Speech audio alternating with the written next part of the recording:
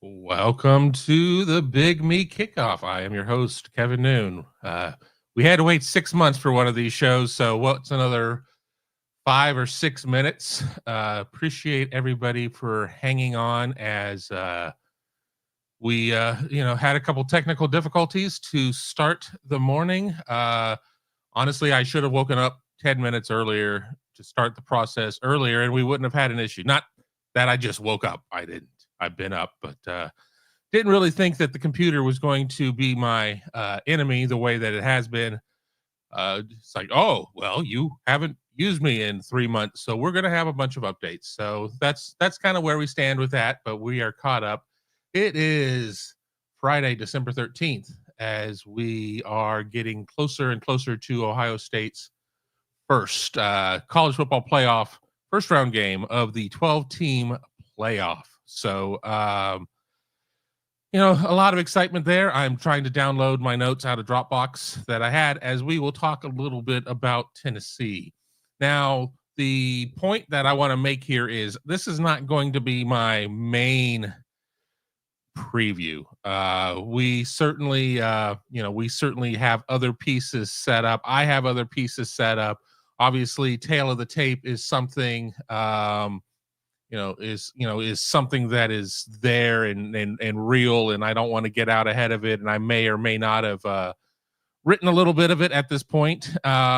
So I want to try and make sure that I spread things out, but we will sit there and certainly answer your questions as possible. I don't know if I necessarily have all of the answers at this point.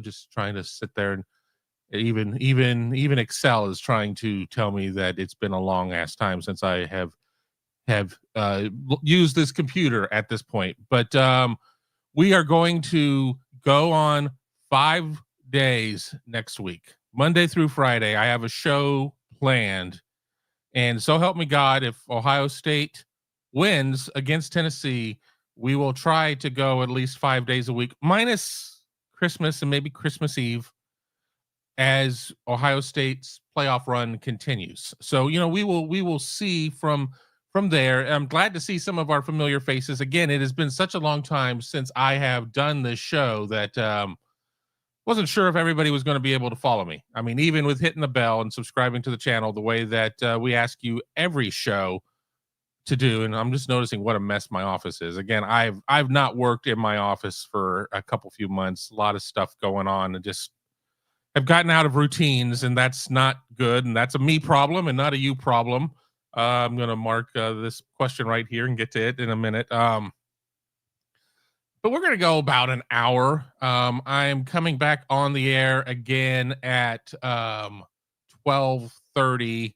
Not on this channel, but over on my side hustle over at Wager Wire. We're going to be talking with Calvin Smith, a bettor who has a huge vested interest in Ohio State winning the national championship. We're going to talk college football playoff in general as well. Just wanted to kind of give you my programming for the day, as I'm going to be on the air for a couple of hours, but an hour here on my main job here at Buckeye Huddle here on the Big Me Kickoff. So, we're going to get through some of the hellos first. Let me start here. Steve Buckholz, how are you doing, Mr. Buckholz? I'm glad to see you here. Florida Buckeye, one of the best pitmasters I know in the state of Florida, maybe beyond. Yo, Kevin and Buckeye fans, happy holidays and playoff season. Go Buckeyes, OH. Mike Smith is another good friend. Good morning, Kevin. Hope all is well. Glasswing Butterfly, good friend of the channel as well. Hi, Kevin. Hi, Buckeye fans. OH. We got an IO from Mike. David Greenshield is here. Hey, Kevin. How you doing? Florida Buckeye, we're patient. The best damn pod in the land is glad that we're doing this. I'm glad to be doing it too. You fall out of the habit of doing a show. And it's not as if I don't do shows. I just don't do my own show. And every show has its own personality. And Tom and Tony, they do their great shows, whether it's Buckeyes Tomorrow Morning or the Buckeye Weekly Podcast, and they often have each other on those shows, and they really are a good two-person team. And I will come in on a lot of the live shows. I mean, I sometimes will be on like Buckeyes Tomorrow Morning on certain topics as well. I obviously work with Mark on the Skull Session Recruiting Podcast, but this is a solo show. And I used to do it with a guest. And then I had a couple of people who then heard me do it as a solo show, and it's like, we like it better as a solo show. You can carry it off better. I'm like, why is it I can't interview a guest? They're like, no, you're fine interviewing a guest, but it's a different show than everything else that you guys have on the air. The problem with that is, if I'm not feeling up to it, there's no place to hide.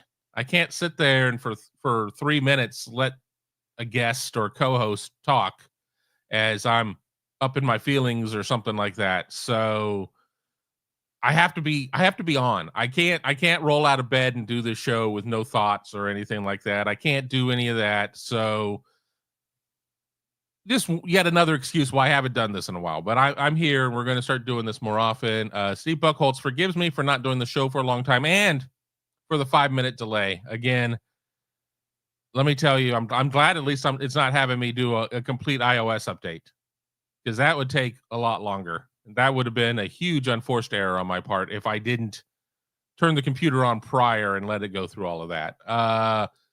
Doug Shepard, hey, how are you doing? I just watched Kevin on Our Lads this morning. Yeah, I do stuff with Our Lads every so often, not as a paid contributor or anything, just as a guest. And we talked about Ohio State, Tennessee, and if Ohio State gets past Tennessee, I have a feeling I'll be back on talking about Oregon. David Greenshield has a question I'll get to in a second. Drowsy Dragon, just win, baby. Odysseus, we have... will Tony be confiscating the French's mustard at the gate from the Vols fans? That is a great question. For those of you who don't know that story, I believe it was against Ole Miss. I don't remember. I know somebody who was at the game. Not that I got pictures from them, but I remember bad call against the Vols or something, and the garbage came out of the stands. And the ESPN cameras were going through French's mustard, which of course was not stadium mustard. It was just French's yellow mustard. You know, what's up with that? So no, I don't think that they are going to travel with French's yellow mustard. I would much rather have the stadium mustard. It's a lot better for the hot dogs there. So you know, if there was going to be something that they would throw, that they would bring, I don't know. I don't know what they would bring. I lived in Tennessee for a couple of years, but I lived in Nashville and not Knoxville. So I don't know if there's a regional specialty that they would travel with or anything like that. I will say it's been very interesting to, you know, interact with some Vols fans on Twitter. I mean, Vols Twitter, hashtag Vols Twitter, you know, they are very organized in a lot of ways in the things that they do. There are some nice voices. There are some very rough voices. I mean, you're going to have that in every fan base. I mean, to a certain extent, but hashtag Vols Twitter is, kind of next level on some of that stuff. And, you know, I've seen some good stories. There was a poster on Twitter whose son got diagnosed with, you know, some very bad medical news, and a Vols poster is organizing a fund to get the young man and his family to the game, and for other, you know, maybe some other expenses and things along those lines. And that's very, very nice. You don't see that happen all that often. I mean, we all watch College Game Day or Big Noon Kickoff or whatever, and we see the Tom Rinaldi story or the Jen Leda story or something along those lines of where, you know, they talk about the fan that, you know, has really been dealt a BS hand in life, and, you know, it gets, somebody's chopping onions in the room. It gets to be a little dusty and everything else. And, you know, to see that in motion, to see that going on is, you know, it is heartwarming, because I get so mired in the X's and O's and things along those lines that you kind of forget, you know, we kind of forget the people and everything else. So my thoughts on that. Bobblehead Guru, I see your question. We'll get back to you in a second. Again, I'm just trying to get through some of the hellos before we start getting into the questions. Ohio Bookseller, welcome back. We missed you. I missed everybody here too. Ohio Bookseller, somebody who maybe doesn't post a ton, but will send me an email now and then, which, if you ever want to send me an email, Kevin@BuckeyeGrove.com. I know you work at Buckeye Huddle, but I still have my Buckeye Grove email. I tried to get away from it and realized I had too many subscriptions, too many things linked to that email. It's just easier to pay Microsoft or GoDaddy or whoever $50 every couple of years for, to be able to keep that extension. So that's what I do. Kevin@Buckeye Grove, if you need to reach out to me. I need to check this out. My 11:30 has moved on me, or I'm not my 11:30, my 12:30. So scratch what I said earlier in the show. I will not be doing that 12:30 show, which is, I just wish, my guest that I'm working with, that everything is going well with him at this point, but he needed to step away for a little bit of an emergency. Steve Buckholz, you would be on your phone if the OS update was needed. I have not done a show, to my knowledge, a live show on my phone. I have a 27-inch monitor here, and I have a hard time seeing it.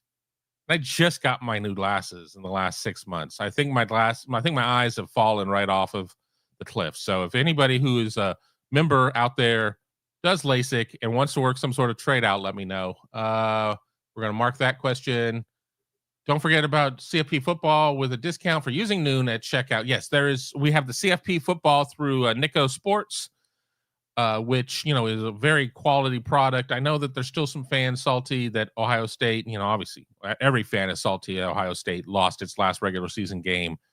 But let's not forget Ohio State went into the 2014 college football playoff as the 4 seed and shocked the damn world and won it all. So you can get yourself a commemorative one of 5,000 footballs from Nico Sports, NIKCO Sports. Use code Noon and you can get yourself a discount. It's over on the board at BuckeyeHuddle.com. And if you are not a member at Buckeye Huddle, why not? $4.99 for your first month gets you through the college football playoffs and so much more. All of the team coverage from Tom, Tony, and myself, recruiting coverage from Mark, X's and O's from Ross and his team of experts, all at Buckeye Huddle. $4.99 for your first month. Steve, Tennessee was beat down for a few years, so I would say Oregon. Talking about that's to a question earlier that Troy asked that we'll get to about fan bases. We'll get to that question in a second. IO, in more annoying on game day, Desmond or Herbie? I want to get to that question in a minute. We're going to mark that as well. We're going to mark that question. So Nico says, my first thought, OSU is losing. We're going to get to that. We'll talk to that here in a second. Nico's seen him over the last couple of days, a week or so, and, again, has serious thoughts on the game and everything else. So we'll get to that here. Bucks Forever 65. Hello, everyone. Hello, Bucks Forever 65. And we're going to mark that one. Steve Buckholz, getting old sucks. LASIK is great when you were younger. I did mine in 2001, but no longer as effective at 64. I'm 53. I know I don't look 53. I certainly don't act like I'm 53. My eyes have only really gotten bad in the last 5 years, and I really think it's just how much I beat them up with screen time and everything else. Both of my parents wore glasses, so it was not necessarily a case of that I came out of a family of eagle-eyed people and that I tore my eyes apart. So I'm sure there's something hereditary there too, but last couple of years, they've really fallen off a cliff. If I take my glasses off, I wouldn't be able to read the questions, which is why I had to really up the lighting game in here when I set up my studio, because if not, you get that weird glare off of your glasses that looks stupid. So yeah, it's not a good thing. I still have a driver's license where I don't have to wear corrective lenses. I had them in my pocket when I got my license renewed the last time, just in case, and I was able to read the little chart. It won't happen again. There's not a chance in hell I'll be able to read that. But let's get to your questions, and we will talk a little bit about Tennessee and whatever it is you have to talk about, with the knowledge that come hell or high water, I'm going to be on the air 5 times next week on the Big Me Kickoff. I'm sure I'll do shows with Tom and Tony as well, but I will do this show 5 times. I may not go 90 minutes on each of them over the course of this next week plus. There's only so many questions out there that I can answer. I would have to sit there and open up the door to a lot more to fill the time. And I never want this show to be about filling time, hitting an arbitrary number. We talk until we have nothing left to talk about. Sometimes we may cut it off because we've talked too long, but I'm not going to sit there and fill time with a bunch of crap. So let's get to the starred questions. I know where we are in our regular chat. David Greenshield, do you see similarities between Tennessee and Penn State? Teams both have good backs, defensive ends, and average passing games. Well, I see some similarities maybe in some personnel, certainly. I think where I start is James Pierce Jr. is got a lot of similarities to Abdul Carter. The difference is I think Tennessee across the defensive line is better than Penn State. I think Tennessee has more talent on the line across, but I see Carter and Pierce being kind of the same mold. Carter is a hell of a player. And you know my feelings there. Ohio State had the opportunity to offer him. He came to a camp looking for an offer. Now Washington, we're good. That was not the right call. And I was not the only recruiting guy there that's like, that is the wrong call. But we kind of just stay off on our side, and it is not our job to offer kids. It'd be interesting if it were. So that's how I feel about that. When it comes to running backs, Penn State is a two-back system. Nick Singleton and Katron Allen. Tennessee is all Dylan Sampson. Dylan Sampson has as many carries as Trevion Henderson and Quinshon Judkins combined. Actually, I think that the difference is one. I don't remember which way it is. If it was Henderson and Judkins had one more carry, or if it was Sanders or Sampson. I'm sorry, and that's kind of where that one is. But he is a tremendous running back. He was SEC Offensive Player of the Year. I think the SEC was down this year, if we're being honest. But that doesn't mean that Sanders and his 1,485 yards or whatever it is not Sampson. Why do I keep calling him Sanders? I think it's because of David Sanders. I think it's David Sanders. Should have done the show at like 3 when I have a meal in me and maybe a couple cups of coffee. And then you sit there and you talk about the passing games. I think that Nico he's got some similarities to Aller. I think it's a case of where both of them only have like one really, good receiver, but then they spread it out more. I think Tennessee has more depth at wide receiver, but they don't necessarily utilize it all. I think they have 10 guys that have double-digit receptions, something along those lines. I think that Tennessee's passing game could be a little bit more consistent than Penn State's. I think Drew Aller, you sit there and you look at what Drew Aller did in the Big Ten championship game. I think that that's kind of the cap of what either of them are capable of doing this year with the talent around them. And I want to be quick to say that I'm not saying that either of these kids couldn't be more, prolific if they had a different set of weapons around them. You're as a quarterback, you've got to throw it to somebody. Penn State certainly was thin at wide receiver. The big weapon there was Tyler Warren, a tight end. With Tennessee, that there are multiple, there are multiple, receivers and options there. But I think Penn State is kind of a fair comparison in a lot of ways. As I watched Tennessee, I saw some Penn State, Southern Penn State. Now, there are going to be people who are like, was that a good thing or is that a bad thing? I don't know. I don't know if that's a good thing or if that's a bad thing. I think that if Ohio State and Penn State would have played this year in Columbus, the line would have been 7 or 7.5, like the line is right now. So the odds makers at least see the difference between the two teams in order to keep the money balanced. They see some similarities, but I don't know. Would Penn State have lost to Arkansas? Probably not. But then again, that's the thing of That's the beauty of conference games. You scout each other every year. And even now in these new expanded conferences, 16 in the SEC, 18 in the Big Ten, you're going to play teams less often.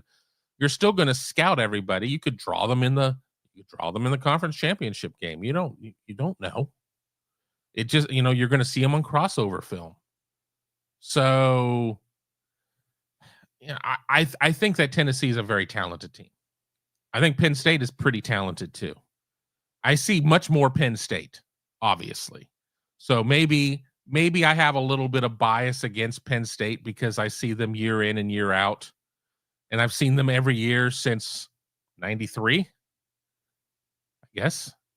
They're finally falling off of Ohio State's schedule moving forward because they are not a protected rival, much to the chagrin of Penn State fans. But you sit there and you have the little slogan, unrivaled. Guess what? You don't get a protected rival, apparently. And that has nothing to do with it. That has nothing to do with why that happened. But could you imagine if Ohio State had two protected rivals and it was Penn State and Michigan? That's not exactly the best draw in the world if you are an Ohio State fan. Penn State would be like, well, we would only have the one protected rival. Well, that's fine. That's you. I'm sitting here talking about Ohio State. I write for an Ohio State website, and it wouldn't be great for Ohio State to have that there when you have to play these teams each year. So hopefully I answer your question, David. Let's get here to Bobblehead Guru. How do we feel about Ryan Day keeping his job no matter what? Let me kind of, and I'm going to go here because I have a second comment from Bobblehead Guru that I think has something. It's on the same vein right there, and it's vote of confidence. Ryan Day is probably a good thing. You want him to be as loose as possible. He was wound up so tight during the Michigan game. All of this goes to a Ross Bjork interview with the 97.1 The Fan here in Columbus, the big sports radio station, where he sees him come back no matter what. No matter what your feelings are about Ryan Day, you're not going to come out and say, well, we're going to reevaluate once the season ends. Because A, to Guru's point, not exactly loose at that point. B, you're trying to win 4 games to win the national championship. You are one of 12 teams that has a golden ticket into Wonka's factory for a chance to go on that boat in the chocolate river and everything else. So why would you do that? And C, you're trying to sign portal talent as early as today. I mean, there's already been, there've already been portal commitments out there nationally. Ohio State has a couple of linemen that are supposed to be on campus today. If you come out there and you are dodgy, non-committal, negative about your coach's future, how exactly do you expect to have all of these things moving forward? Look, I get it. What we saw on that Saturday against Michigan, whatever that game plan was, needs to be shot, burned, peed on to put the fire out, and burned again and buried 20 feet in the ground.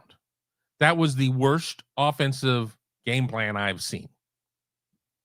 Hi, Chip, if you're watching, by the way. It was so ill-advised. It was not a great plan. It just, I don't understand what they were trying to do, running right at the strength of the Michigan defense. Obviously, there were some issues along the way. Will Howard gets rocked. Just checking what my text message was. Will Howard gets rocked. Maybe he's not right. There's a difference between being medically cleared to come back into the game and being right. He met the first threshold, but maybe didn't meet the second threshold. But again, that's what happens too when you don't have a backup that you are fully confident to run the vast majority of your offense. And I put that more on the coaching than I do on the players. I mean, players have to perform. I get it. But you have not had enough real world time with the correct offense with Devin Brown, who is transferring now, with Julian Sand. So when something like that happens, and I don't want to speak stuff into existence. I'm not going to say I'm the most superstitious person in the world, but I think the Dodgers won the World Series this year because of me and because I wore the right clothes for every game that I watched. Because I am superstitious. I'm very superstitious, actually. You need to run your main offense with your backup, plural, backups for that instance. It's a violent, physical game. Stuff happens. So Ohio State was ill-prepared at that point. I don't know if it was necessarily that, that they still told Will, run the offense as is and we'll call it and, do what you got to do. Or if it's like, we need to win this game in a phone booth. We need to win this game on a small plot of land, running the ball, not putting Will into harm's way any further. I don't know if we're ever going to know. I really kicked around the idea going into this season of maybe writing a book about the season, especially once the $20 million roster thing came out and everything else. It's like, well, good or bad, it's going to make an interesting story. And I opted against it. It's a lot of work. I just have a lot of stuff going on in my life that is detracting from anything else that I want to do, any additional pursuits that I have. So I didn't do that. But, it's one of these things of, even if we sat down with Ryan Day and had a casual half on, half off the record conversation, I don't think we would ever get an answer about it. Nobody's going to want to sit there and talk about, the present that they opened up that blew up in their face like a Looney Tunes cartoon. And that game plan was that present that blew up in everybody's face. But the point I'm making is that leaving the stadium after that game, there were a lot of angry people. And a lot of people have not come around yet. So there were certainly probably a lot of people that were not super enthused that Ross Bjork came out and was like, gave him the vote of confidence. I don't know if I would even say vote of confidence, because I think there is like the quote unquote vote of confidence that generally is always a harbinger of death. I mean, it is never good. This was just, I think, more of a, no, he's fine type of thing. And, I guess we'll see. So you do want him as loose as possible. And he was wound so tight during the Michigan game. And the good news is that they're not playing Michigan next Saturday. The Tennessee helmets don't look anything like the Michigan helmets. The Tennessee colors certainly don't look anything like the Michigan colors. If you take Michigan off the table, Ryan Day has been pretty good in high leverage games. He's been very good in high leverage games. I mean, outside of the Oregon game, plural, and the first one was a very young in his development CJ Stroud, and Ohio State one was in Eugene, and a game that Ohio State probably should have won. And okay, whatever, Kevin, you and your revisionist history. I'm not going to come down just to the OPI call. I'm not going to come down to just this or that. I mean, Ohio State legitimately woulda, coulda, shoulda, but it didn't. And Oregon ended up going undefeated. Dylan Gabriel's going to be in New York as a Heisman finalist. It's a really good Oregon team. So, if I go to a low leverage game that Ohio State has lost under Ryan Day, there's not many. Missouri, and that was under some very unique circumstances. Doesn't make it a pass. Doesn't make it that didn't matter. No, it mattered, but it was very unique circumstances. And even in that game, the defense held Missouri to 0 points through 3 quarters. Yes, Missouri scored, I think, on the first play of the fourth quarter. But for 3 quarters, the defense shut out the Tigers. Unfortunately, Ohio State's offense was a god-awful mess. No Kyle McCord. They put all their eggs in the Devin Brown basket. He gets hurt. They bring out Lincoln Kienholz, and he's not been properly prepared. And again, I don't care how talented you are. If you're seeing 1 out of 10 snaps, you're not going to be prepared. Not unless you're seeing 1 out of 10 snaps because you played 90% of the season and we're kind of resting you. But even that doesn't add up either. But Lincoln Keno's was thrown into a horrible situation. A horrible situation. But those are my thoughts on that one, Bobblehead Guru. So thanks for the question. I know I have another one from you in the queue, but let me get to a couple more as we are at the 30-minute mark. Again, it is the Big Me Kickoff. For those of you who maybe tuned in late, we will be doing 5 shows next week. I will try to get stuff out onto Twitter. I'm going to program the week out, maybe over the weekend, and I will try to get some stuff out to Twitter. But if you want to make sure you get a notification, hit the bell. Subscribe to the channel. Give me that thumbs up. That thumbs up helps us with the algorithm. The bell helps you most of the time know when we're going live. It doesn't work all the time. And that's not an us problem. That's a YouTube problem. That's not an us. I don't go and hit any buttons to alert people. I set up the shows through a third-party software solution, and it's supposed to let us know. So there you go. All right, back to Troy V's question. More annoying fan base, Tennessee or Oregon? Can I say Notre Dame? Can I say Notre Dame? I think their fans may be the worst. Them and Penn State. I know there are people going to be like, oh boy, here you go. You're going to get yourself run into by Penn State. I've run afoul of Vols Twitter, #Vols Twitter once. I don't suggest doing that again. Oregon's fan base is kind of new money. They're new money. And I just haven't had a huge run-in with them. I've had more run-ins with USC fans. I grew up as a USC fan. I was a USC fan as a kid. I'm like, whoa. Get off my back. First college football game I ever saw was a USC-UCLA game. Growing up in Southern California. But, again, Vols Twitter can be rough. The Greg Schiano not hired by Tennessee was a Travis mockery. It was a mess. It was absolutely a mess. Vols Twitter will get at you. Vols Twitter already out there claiming that they had tricked an Ohio State season ticket holder to give them the presale code and that they scored a bunch of tickets. That takes some coordination on their part. Now, whether or not there's a lot of truth to that, I don't know. I guess we'll find out. But, I've had friends who get very nervous. Very, very nervous fellas, which is fine. We're like, oh my God, are they going to overrun the shoe? I'm like, even if they got 10,000 tickets out of it, 10,000, that's 1/10 of capacity. Now, we know that they're also going to have 3,500 that were through the CFP were given to the university. So let's just even say they get to 15,000. 15,000. So we're rounding it up. We're not even at 20%. We're not even at 20% of the stadium. We're at 15%.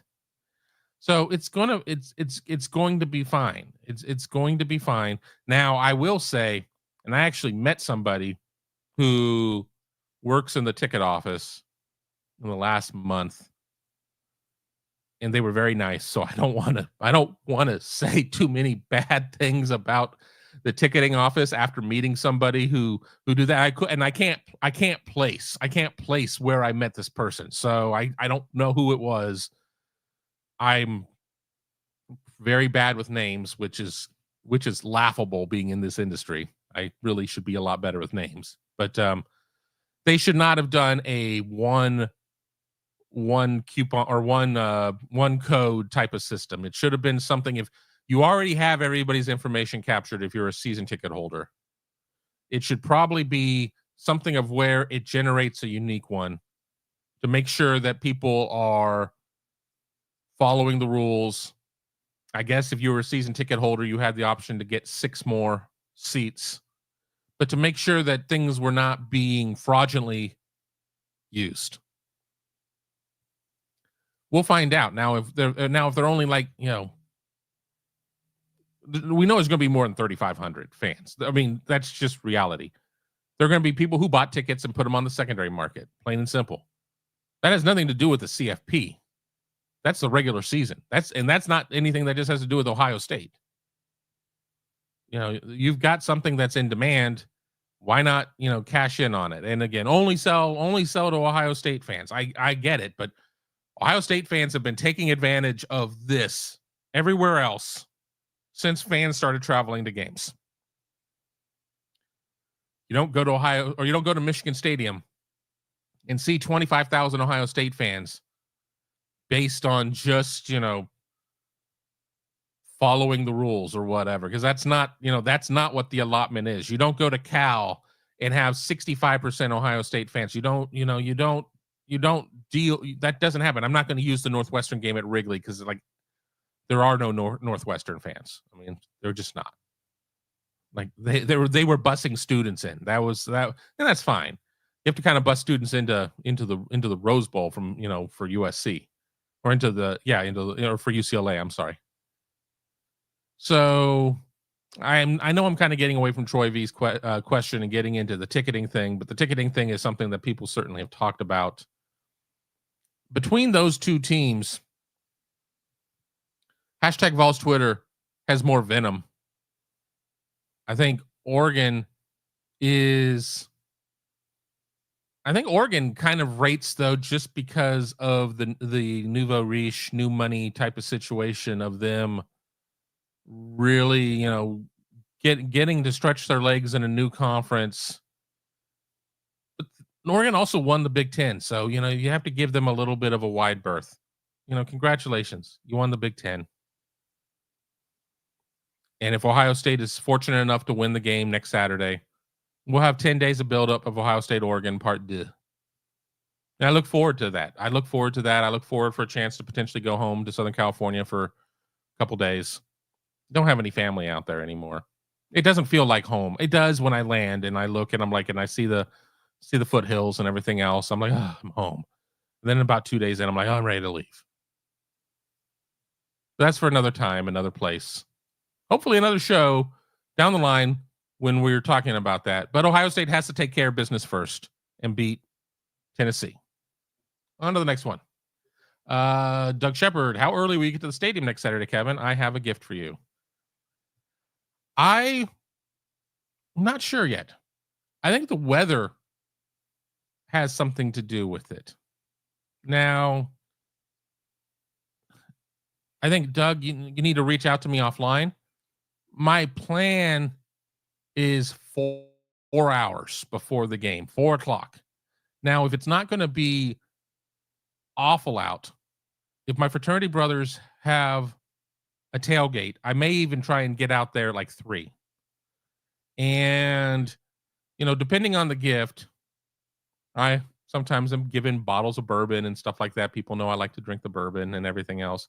But something that I don't want to bring into the stadium, I need to make sure I set up a time where I can go back to the car and put my gift in the car. I don't need to walk in with like a 5th of Jack Daniels or something to the stadium. We don't get searched by the dogs or anything like that. It's a very casual search of the media bags, but I just also don't need to do any explaining of why exactly am I bringing outside alcohol or whatever into the stadium or whatever. Now, I'm just saying alcohol. I don't know what it would be. I mean, I don't know. I appreciate all gifts that I get. I mean, it really means the world to me that people think enough to go out and grab me something. But I just want to make sure. But yeah, Doug, reach out to me offline. As I said, Kevin at Buckeye Grove, for anybody who doesn't have my email address, I do get that email to my phone and obviously to my computers. The plan is 4. The plan is 4 because that's when the press box opens, and I'd like to be up there to watch whatever that middle game is. Now, if my fraternity brothers are tailgating, I would be out at the tailgate for a little bit, freezing my tuchus off. But, we'll see. But that's the plan. That's the plan. Odysseus. Excuse me. More annoying on game day, Desmond or Herbie?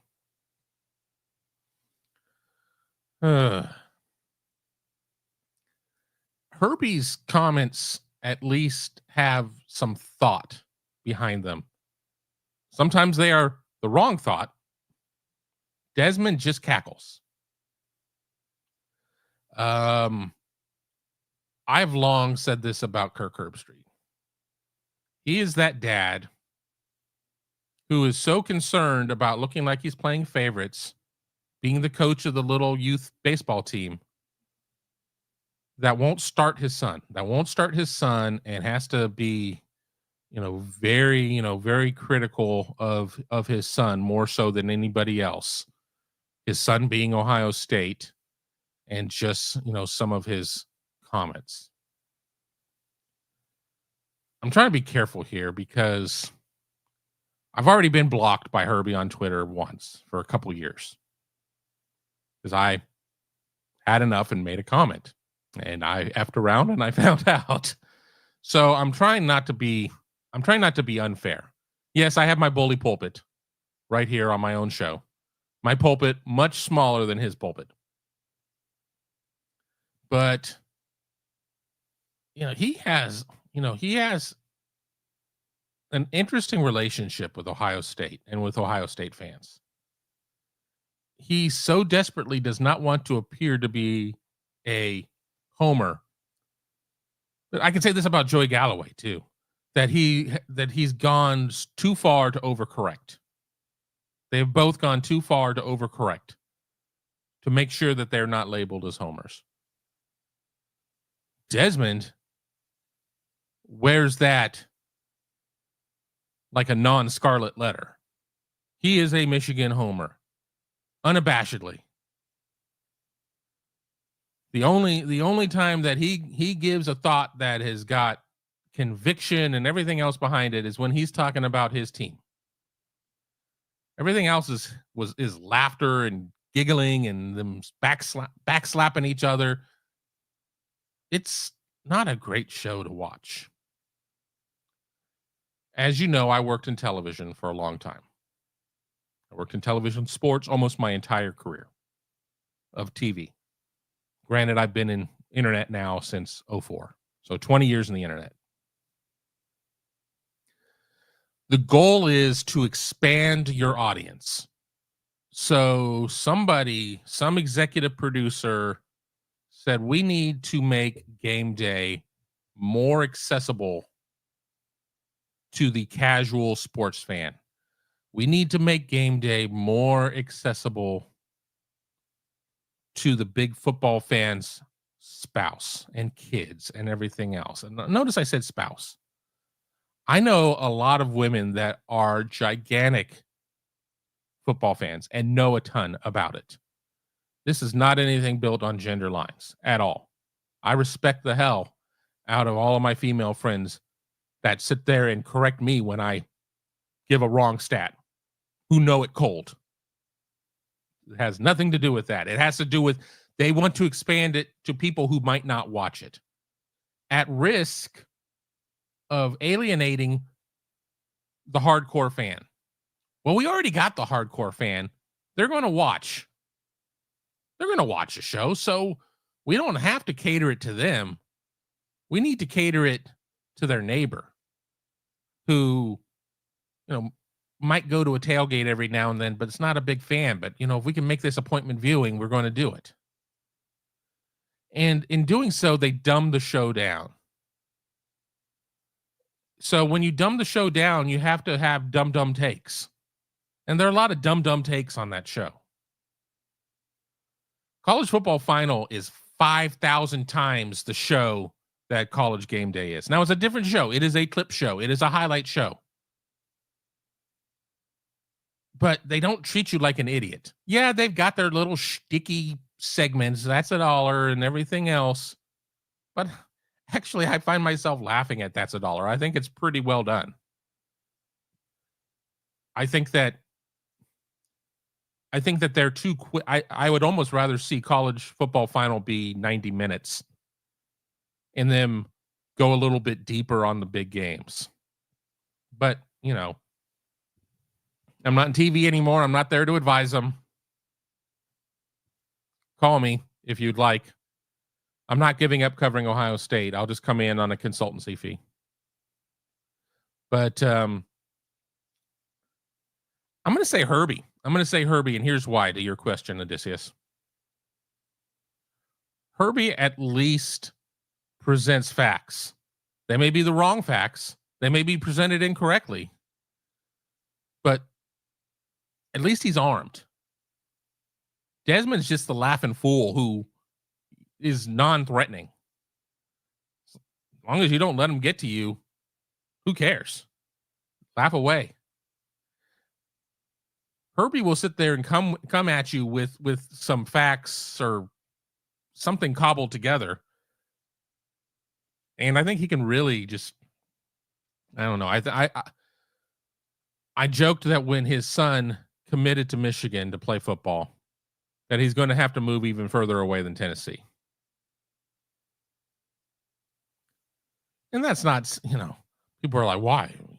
What are you saying? Somebody's going to, try to harm him? No, I'm not saying that, but Christ, he doesn't remember where he cut his teeth. He doesn't remember starting at 1460, sitting there at coaches, begging people to call in so he had something to talk about on his show. His first radio shows were terrible. Craig James stupidly decides to go to CBS. He's given the opportunity of a lifetime. And to his credit, he's run well with it. He's made gobs and gobs of money. He's one of the hardest working men in sports broadcasting right now, just based on his schedule of what he does. But God, you would think that he just had a miserable time at Ohio State. Now, a lot of Ohio State fans had a miserable time watching him play quarterback, me included. But I don't know. I don't know if a consultant got to him a long time ago and it's like you have to we'll put you on here, but you can't be. I mean, not only can you not be good to Ohio State, you can't even be neutral. Or what? I will say one thing, though, that I really do admire Kirk Herbstreit for, and that is the way that he protects Lee Corso. That grandfatherly relationship that he has there. Lee Corso really did a lot for this show, but has really kind of started to lose it. And I say that with respect. But it would, without Kirk really tending to him and, kind of making sure that everything works right. I mean, I don't think Lee necessarily would be able to do anything on the show. Now, I haven't watched the show much this year. That's the problem when Ohio State plays a bunch of noon games. I'm at the stadium. They generally don't have game day on. Generally, they already have a lot of the TVs turned to Fox because if it's a noon game, it's big noon kickoff. But I do respect that. So I don't want to sit there. We're going to carrot and stick it. And that's my carrot. But there's a stick. There's a big stick that needs to be whacked across his wrists about not being such a pompous turd at times. We're going to get back here to Bobblehead Guru. I don't know why I keep saying bubble. It's because I can't see. Damn it. How do we think the atmosphere will be with the students on break and Tennessee fans buying up tickets? The students on break, I think, is more significant in my opinion. We talked a little bit about the Tennessee fans buying up tickets. I hadn't seen the question. I mean, I do see the questions in front of me, but I hadn't had a chance to read it, so I didn't know that I was going to step on a question. I think that are the blue hair fans that fans seem to really pile on, are they going to be the ones that are going to go out of their way to get these tickets to sit in 28-degree weather on a Saturday night? Or will we see the tickets fall into the hands more of fans that don't necessarily get out to as many games or any games. I mean, these are going to be expensive tickets. I mean, they're going to be expensive tickets. It's going to be more than what like a super premium game is, which I think is like $185 a ticket. I mean, and then certainly on the secondary market, it's going to be worse. I think that not having the students is the bigger issue, not having the blocko ins and everything else of what they're doing and maybe some of their, scripted cheers and things of that nature. But I expect it to be rocking. And the reality is that Ohio State does not do it right in terms of how their student seating is. It's at Tennessee or at Penn State. Again, bringing up Penn State again, that seems to be a trend today. Their students are kind of like in one area and they are loud and everything else. When I was a student, my first year I sat in 5C. Then I think I sat in 7C. Then I think I was in 9A. And I never got any closer to being between the 20s than section 9, which is not between the 20s. And, but the fact that, okay, we got some students here, we got some students there, we got students split over here, we got students split over there. And it's hard now when you have the season tickets and PSLs and everything else, personal seat licenses, to reorganize things. It is something I would like to ask Ross Bjork about after the season. About, look, you were at Texas A&M prior. Kyle Field is one of the most intimidating venues in college football. What can you do at Ohio Stadium to up the noise? Now, architecturally, you can't do anything. I mean, I guess you could build some acoustical screens and do some stuff like that. Aesthetics would be terrible, but you could sit there and do some things to try and keep the noise in. There's just going to be, there are some architectural limitations as to what you can do. But then there's some man-made things that you can do, and that has to do with seating and things of that nature. So I'm hoping after the season to maybe get a sit down with Ross. And that's a question I definitely need to ask. Now, here on December 13th, am I going to remember that February 1st? I don't remember what I had for lunch yesterday. So we'll see. So that's my thoughts on the atmosphere. I think it's going to be good. I think it's going to be good because, again, Wilbur and Mabel are not probably going to want to sit there and freeze their rear ends off. And even if they are, you're going to probably want to move around and be loud just to keep the blood pumping. I mean, is it going to be as cold as the Michigan game? Maybe. I don't know. I mean, the last weather forecast I saw was like, I think, a low of 27 and a high of 35, but it was a little windier for the Michigan game. I think it's 5 to 10 mile an hour wind for this game. So the wind chill may not be as bad, but then again, it might be. I mean, it was unpleasant. It was unpleasant to be outside for the Michigan game. I was down on the field for a good part of the fourth quarter, and I was ready to go up to the postgame room. Nico's first thoughts. My first thoughts, OSU is losing. I haven't seen a follow-up, Nico. I haven't seen a follow-up. Why is OSU losing?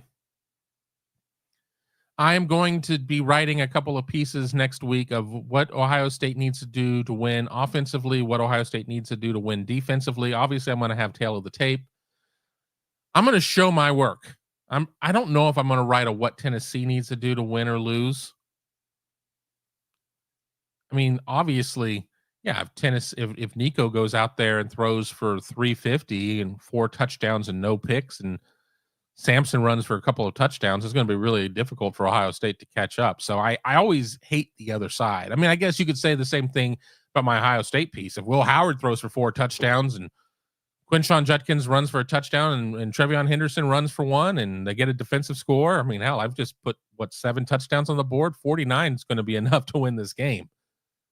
But why is OSU losing other than the fact that Nico has been off of the Ohio State bandwagon since I've been aware of the name?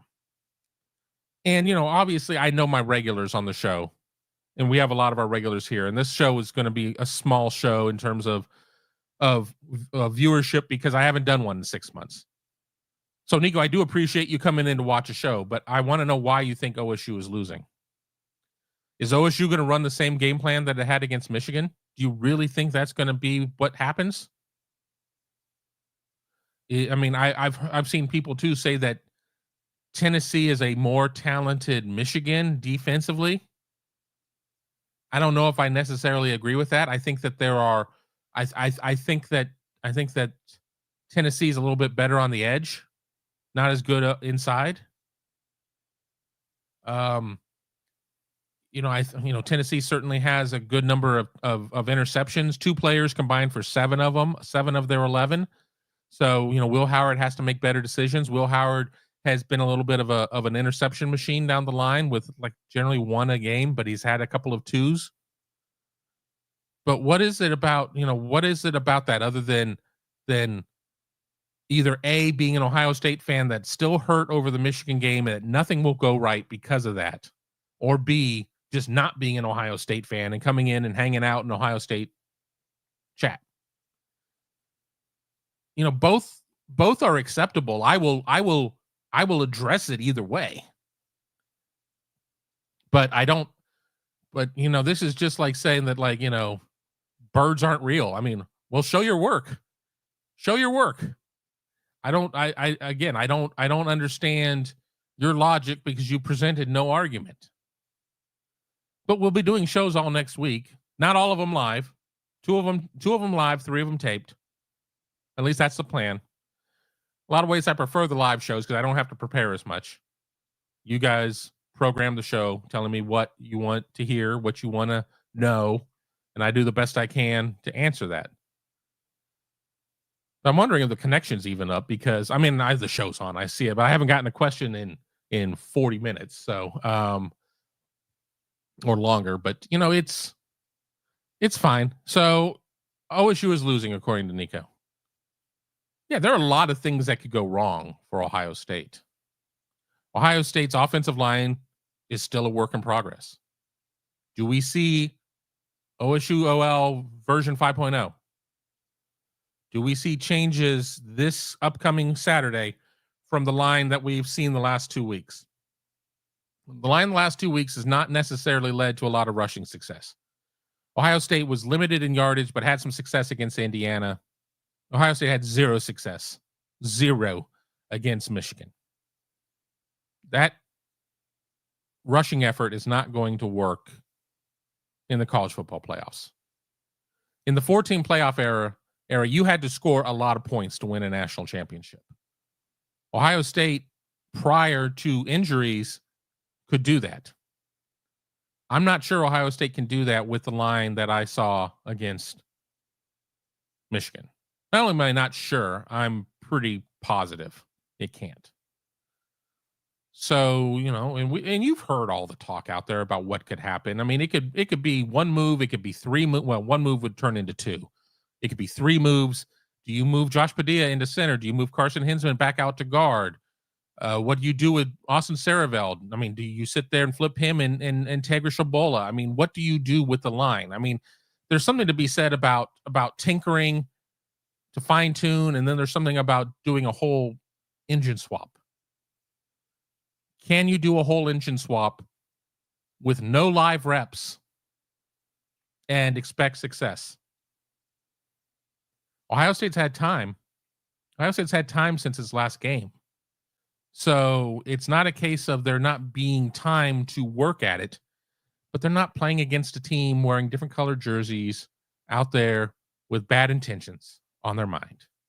So I don't know. So the offensive line. All right. Will Howard. Is he going to sit there and throw interceptions? If you're an Ohio State fan, you hope not. But you also want Ohio State to be aggressive. You also want them to be aggressive. I mean, but be aggressive in making good decisions. You want to push the ball down the field and maybe have a couple of 50-50 balls, that's fine. A lot of Will Howard's interceptions aren't 50-50 balls and certainly aren't great decisions. I don't know what defensively Ohio State is. I mean, I guess the biggest thing defensively that Ohio State has had an issue with is maybe its first defensive series of the game. Teams seem to do pretty well on their first series, but then Ohio State generally locks it down.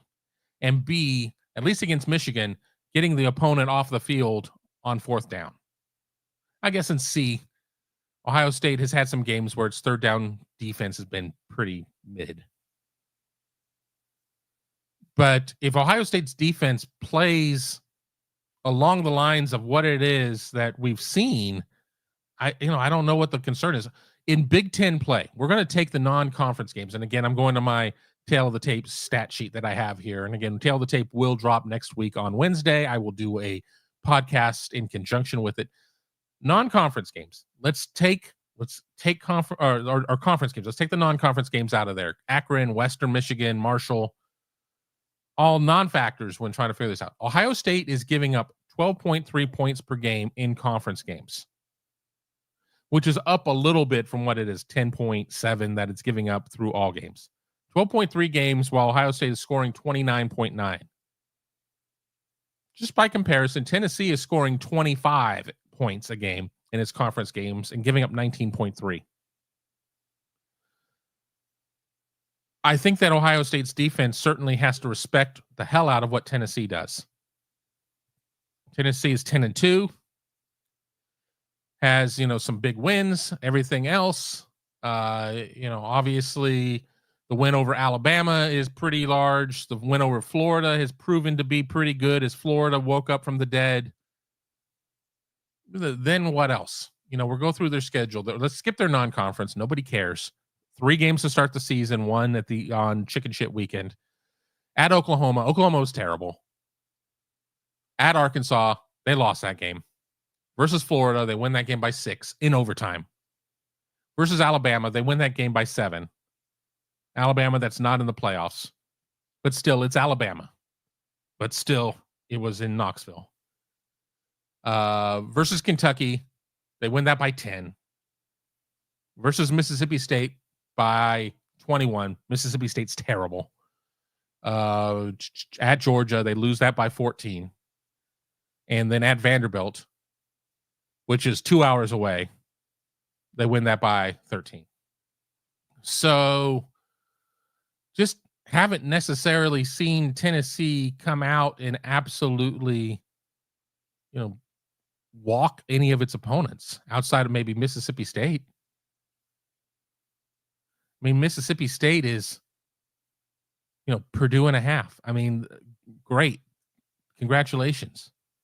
Yeah, Mississippi State probably beats Purdue 7 out of 10 times on a neutral field.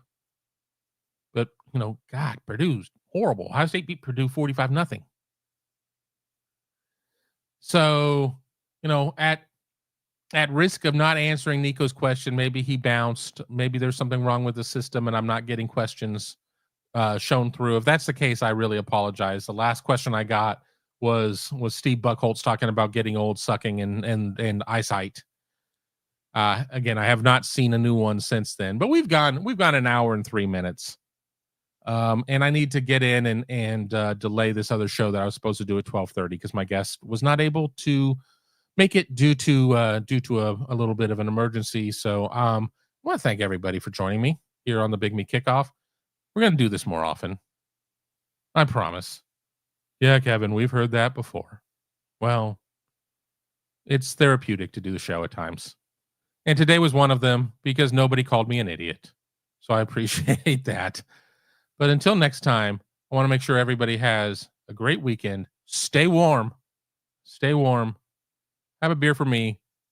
Watch the Army-Navy game. It is by far the Steve Buckholtz said he sent a super chat. Then there is something wrong with the system then. There is something wrong with the system. I'm not seeing your questions. I want to apologize for that. I use a platform called StreamYard, and I am not getting any. I'm not getting anything put through here or all at all.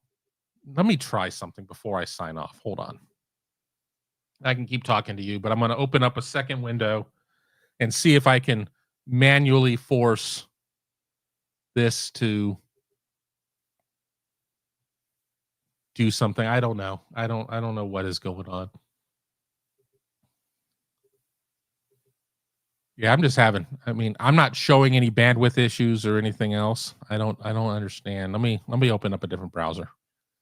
Because if there's questions if I open up a different browser and I see all the missing questions, I'll stay on a little bit longer. Because I can move the show too.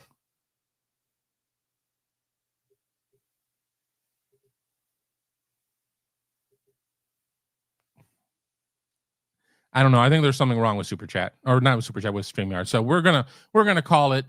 Steve, I will find your Super Chat, or how about this, Steve? I will stay on. Text me what your Super Chat is, or just the quick version of it, and I'll try and answer it. Yeah, a couple people have my number. It's fine. There are just times that I've met people outside the stadium or whatever, and it happens. Yeah, I'm having connections timing out, so I wonder if I got the last show in on StreamYard before it went down or something. Let me see if anything else is working. I think I may be having a Wi-Fi issue on my side. I don't know. Well, I'm gonna bounce. Stay warm. Have a good weekend. Watch Army Navy. It is by far the biggest game of the year for me to watch that is not involving Ohio State. I have my rooting favorite, but I don't want to necessarily play my hand because it is very polarizing. You're either an Army fan or you're a Navy fan, but I'm looking forward to a good game. Take care and talk to you soon.